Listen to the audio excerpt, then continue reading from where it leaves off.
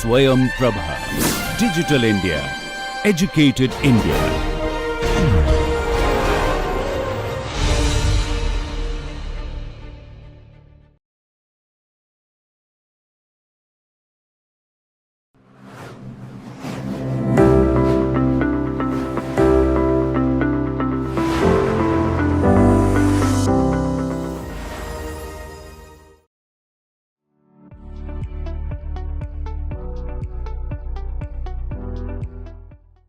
Hello everyone, welcome back to my lecture. So today we are going to discuss about market failure. As we already discussed about how market operates with the demand and supply curve.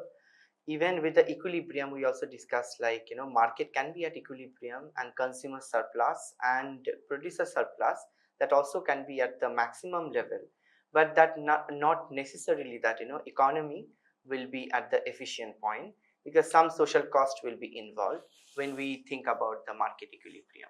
And in that particular discussion, we also spoke about how efficiency should work, and then we had taken the concept of Pareto efficiency, and in that context we spoke about how market should efficiently function, and there we also discussed about Pareto improvements. So today we are going to talk about in details about market failure. So when we talk about market failure, so market plays very important role. That is a place that we are trying to conceptualize and how government can intervene.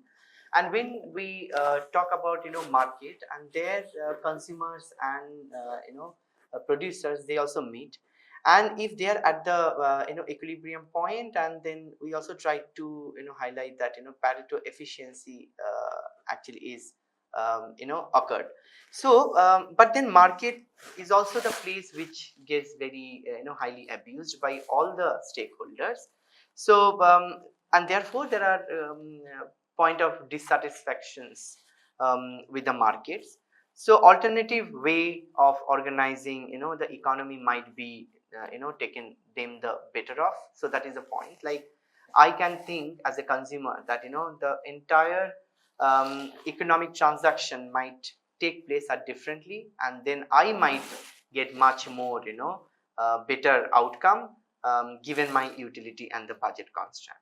At the same time, producer also might think that the consumers or demand for any goods and services may be differently organized, so that producer will get maximum level of surplus.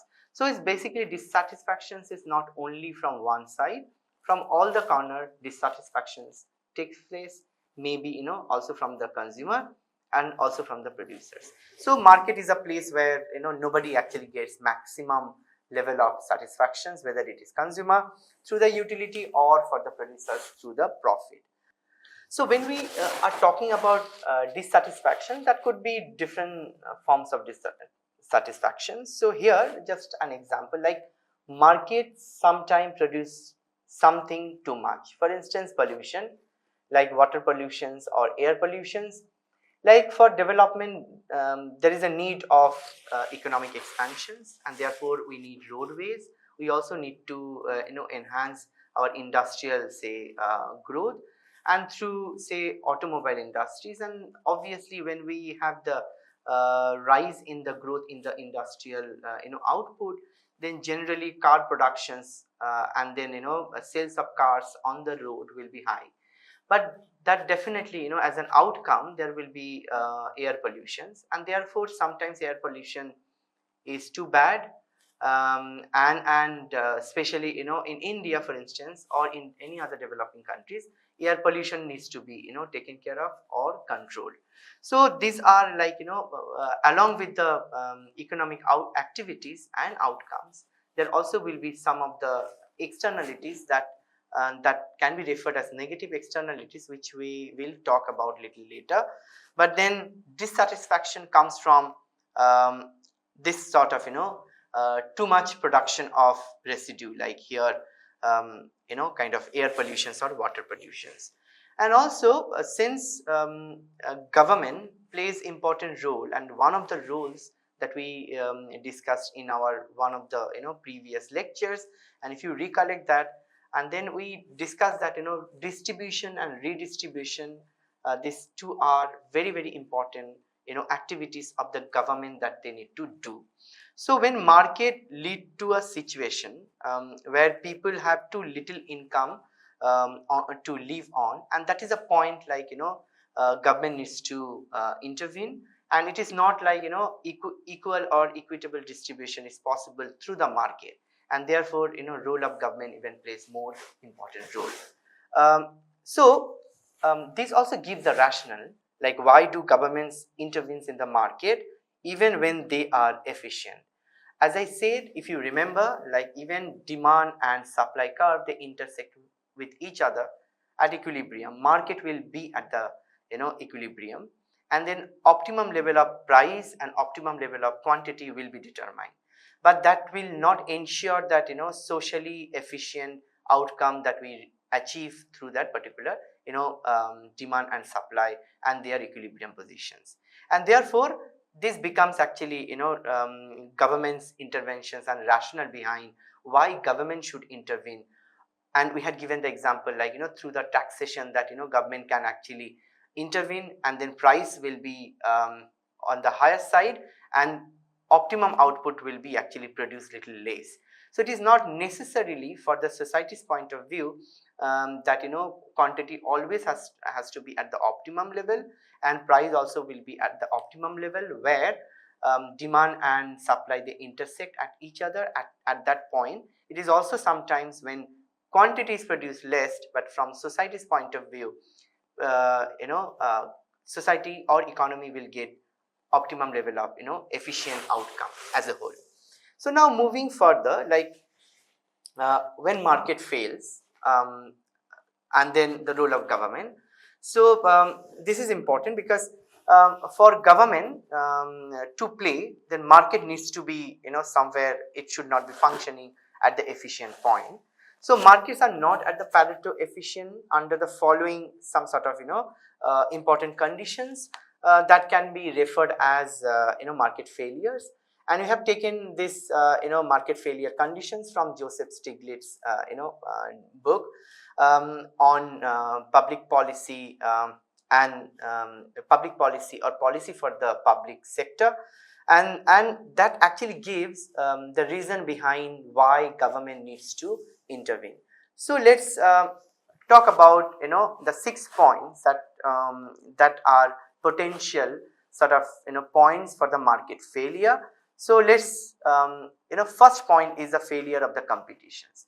In our last lectures, we already discussed about different types of markets, and we began our discussion with perfect competitions, and we know that perfect competitions in the price is a market will determine, and therefore market is a price sort of taker, and we know that large number of buyers and sellers, they actually meet in the market, and then they produce homogeneous product, and they also all the buyers and sellers will have the perfect knowledge about the products that are bought and sold at the market. And so that is basically the perfect situations where market should kind of behave, and that is how the Pareto efficiencies point of view as well.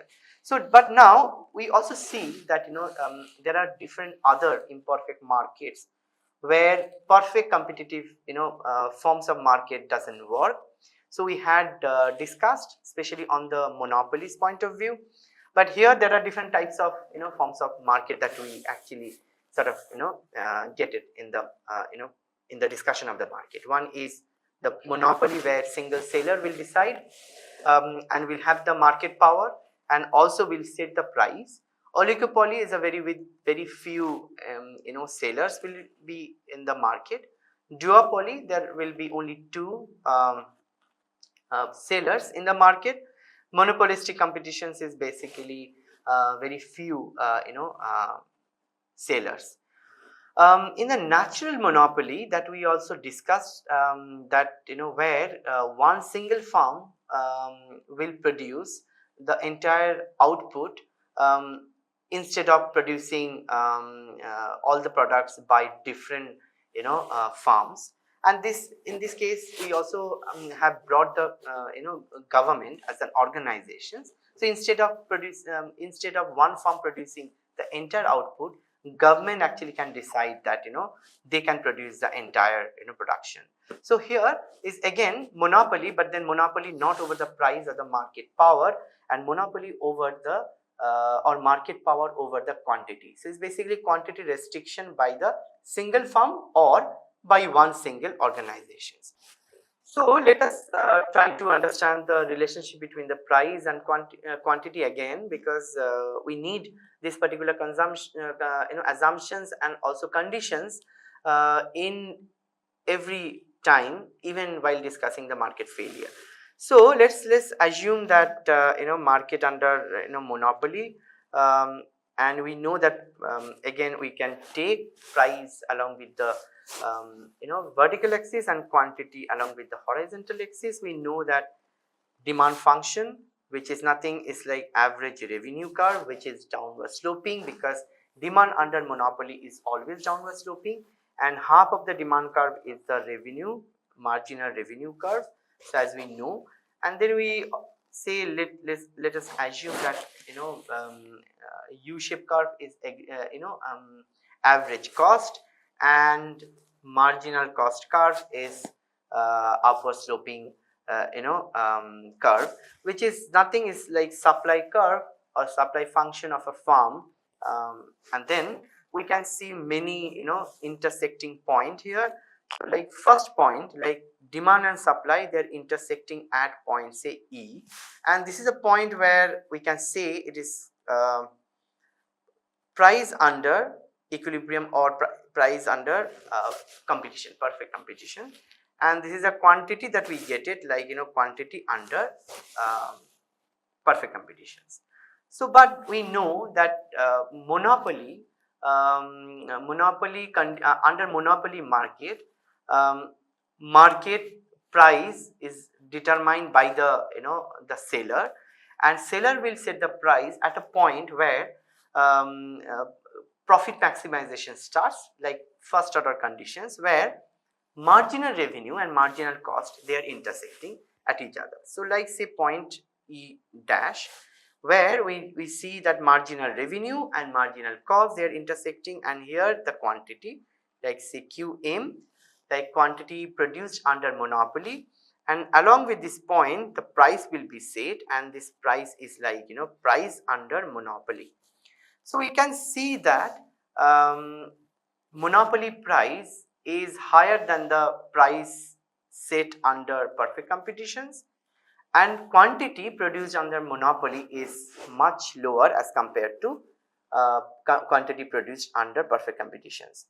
But then here monopoly power, as we already know, that market power will possess between the price where marginal cost and marginal revenue is getting intersecting at each other.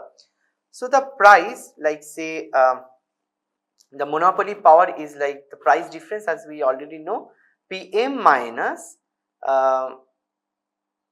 P, and P here is like equals to marginal cost and marginal revenue.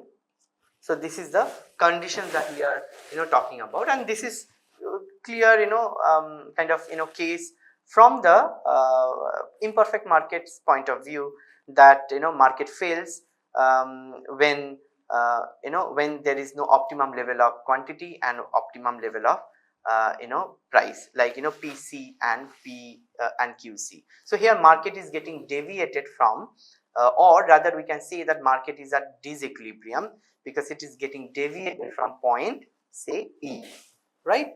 So let's move to the next point, like public goods. So in public goods, we know that a couple of goods that will be provided by the government, some of the national goods, like national security, like defense, and also public health or public educations. So those are public goods. But at the same time, there are different types of public goods, like some are pure public goods, like say defense. Some are not very pure public goods, like impure public goods, like say educations. Like education could be provided by the government, at the same time education also can be provided by the private players, or private, privately it can also be produced. So public goods also can lead market failure, because price determinations will be sort of different. So now point 3 is the externalities. So externalities, we already kind of discussed, but then theory of externalities we'll discuss separately. But then here we are just highlighting the point on externalities, which actually has the potential to make market fail. And here negative externalities are there, like for instance pollution, the example that we had given. Like automobile industry may be reaching at the higher kind of getting providing higher growth, but at the same time as an outcome in the society we are getting pollution or traffic congestions. So there it is definitely, it is basically negative externalities. Like passive smoker is also kind of example of negative externalities. Positive externalities that we also discuss, like say if I'm gardening in my household, then my neighborhood also will like that. And if I kind of plant many trees, that also will be kind of gained by many other members in the neighborhoods. So those are positive externalities. Or for instance, from economics point of view, in the evening, if I switched on my light in the balcony, and if my neighbor is not and putting off their light at their balcony, because they are getting benefit out of the light that I switched on. So it is basically kind of positive externalities from the economics cost and benefits point of view. So now let's discuss about the kind of incomplete markets point of view, like how incomplete markets actually kind of lead to market failure. So here, say innovations, we can take innovation as an example, like frequent new forms of market. So especially when we talk about hyper consumerism, or say AI now. So every day we are getting something or the other new products. We can also take the example of different new models of the laptops, or different models of mobiles. So the moment we get new models of one mobile, then definitely the market for the older model will reduce, and therefore that will also impact on the price of the older products. So when we in name of innovation, when we launch different commodities, then definitely we also get new forms of, or new frequent number of, like more number of new markets for different products, and that actually make other markets also kind of not at the Pareto efficient level. So the second point, under incomplete market, we can also think of transaction cost. In the transaction cost, for instance, if public goods are becoming expensive by the imposition of the tax, so or say introducing any new commodities, there will be a higher price because of the transaction cost, that actually lead to higher price. And then certainly market power also will be different, and quantity demanded will also be less. It will not be at the equilibrium point of quantity, and therefore quantity will be produced less at the higher price level. The other point that is very important under imperfect markets, and that is like one of the assumptions is like asymmetric informations and enforcement cost. If we don't have perfect knowledge, or suppose we don't have proper information on the market, then certainly market will not lead to efficiency level.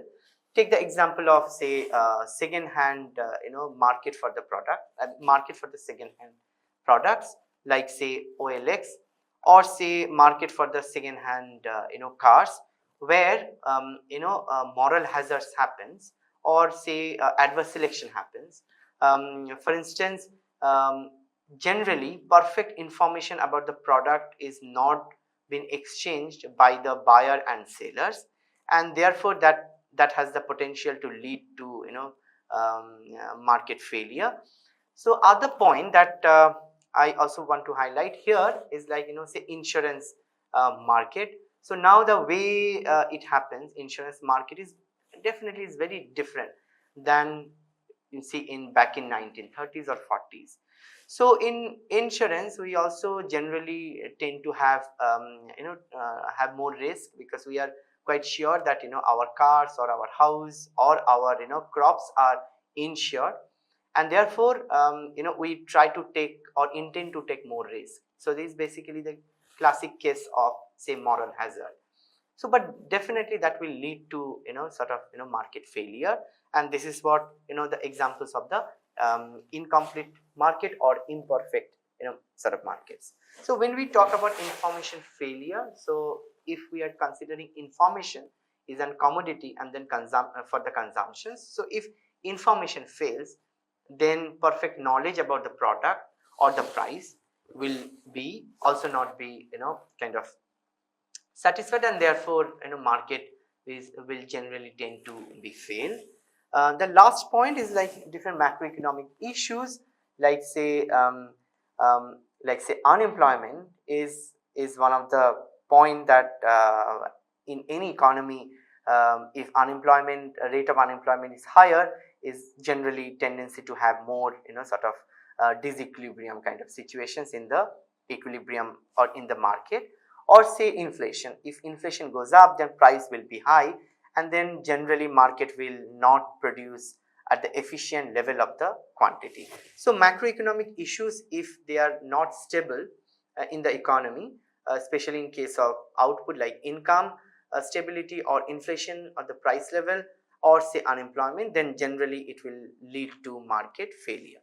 So these are the broad 6 kind of conditions on which market fails, and these are the 6 points are also kind of points of rationality why government need to pitch in the economy in terms of production activities.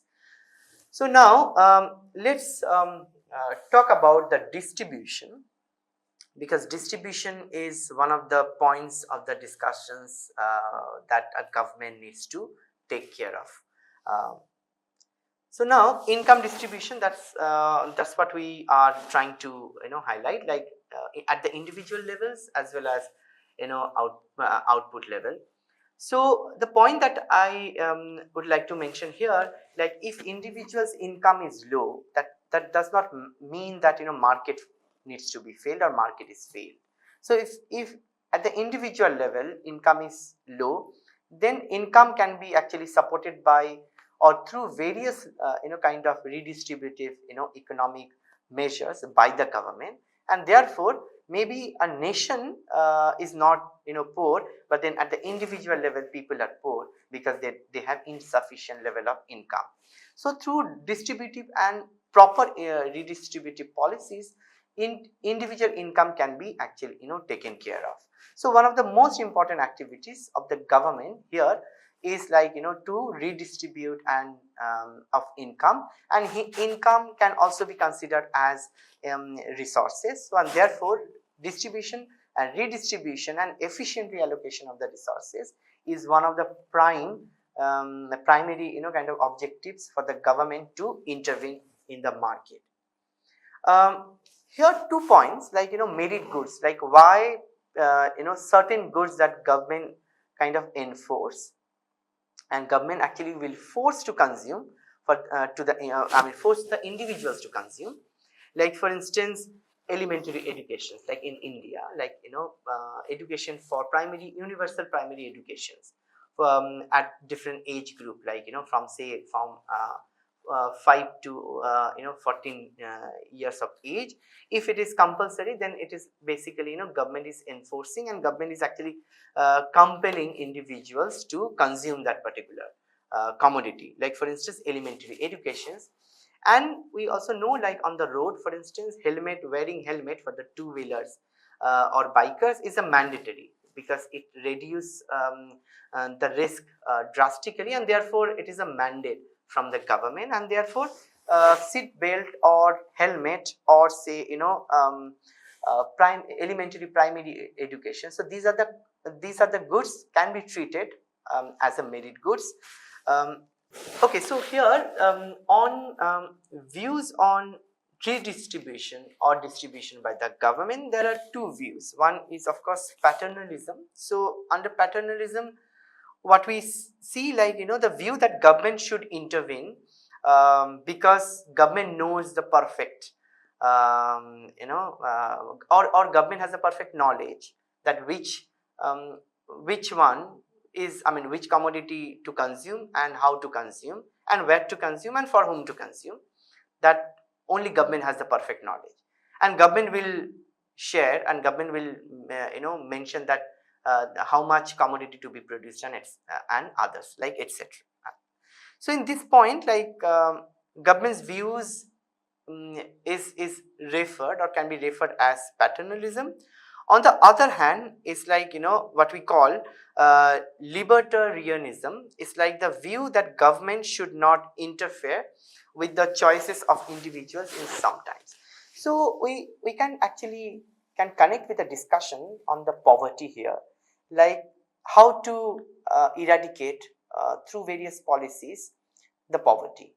So one views that is like government should frame a policy, and that policy needs to be kind of implemented, and it is like government will decide which are the policies should be universal policies, and government will decide on the other hand that government can decide that which policies can be targeted for which strata of the societies or the economy. So that is basically one approach. It's like top down, like government is deciding everything. The other views on the poverty discussion is like policy should not be framed by the government. Policy should come from the below. It's like bottom up approach. So these are the two approaches through which government actually can take. And in this views that with the distribution and redistribution context, like we are discussing like this particular 2 points like paternalism and libertarianism is basically in this particular views, like how to frame and which ways or which approach that government should take it up. So now let's have a discussion on the perspective on the role of government, and here say normative approach. Normative approach is basically Pareto inefficient due to the market failure. So and then Pareto improvement that policy should focus on. And what does Pareto improvement is like make someone better off without making anyone worse off. And what is Pareto efficiency? That we said that like it is absolutely impossible to make everyone kind of better off at without making at least one person worse off. So what normative approach or perspective talks about, focus on Pareto improvements, like make someone better off without making anyone worse off. And then example we can give like say highways or say new bridges on the rivers. It is basically certainly it is some section of the people who are using that particular road or the bridge, they will be certainly at the better off, but not at the cost of others. But then certainly we have to think about the improvement, because that may also cause about the sound pollutions or air pollutions if many cars are actually plying on the new newly built roads or newly built bridge. In normative approach, it also suggests that political processes and bureaucratic structure may correct the market failure and achieve a Pareto improvement. It's basically how government or interpolitical institutions, they design and frame the policies. That is very important, and as well as how the bureaucratic structure at the time of implementations of those policies are very important. And normative approach actually can guide to achieve at the Pareto improvement. On the other hand, when we think about the positive is like designing the government programs and their consequences, is basically hinting on the top-down approach. And here nature of the political processes also will be defined, like that is what positive perspectives on the public policy, or say or for the government's views on the introduction of the different policies. So now when we say that market fails, and then there should be, and there is a property involved, then property rights is one of the ways in which is considered as like kind of solutions, like government can intervene. And there are two concepts that we want to highlight, is like tragedy of commons, like overuse of the shared resources. So we know that some of the resources, like say water, or say grazing land, if there is no upper limit for the plantations, then obviously it will be overutilized and over exhausted by the people of the community. So it's basically when we talk about the commons, then along with the commons, tragedy of commons comes. Now tragedy of anti-commons also came as a point, like underutilization of the resources to overrides on resources, like excessive private ownership or the multiple people having the access to use the resources may lead to coordination failure and no productive use of the resources.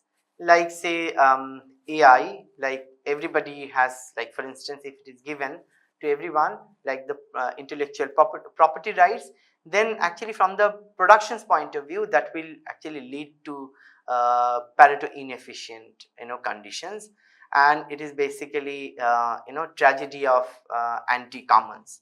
So these are the 2 points that comes when we talk about property rights, like when government actually tries to regulate the use of the resources, and these are the points that it comes. So I'll stop here and thank you very much for your attention. So these are the two books I have used, Jonathan Gruber's and Joseph Stiglitz book. These two books you can actually use the selected chapters on the market failure, and then I'm sure it will help you when you read and do the practice. So thank you for your attention, and I'll see you in my next class.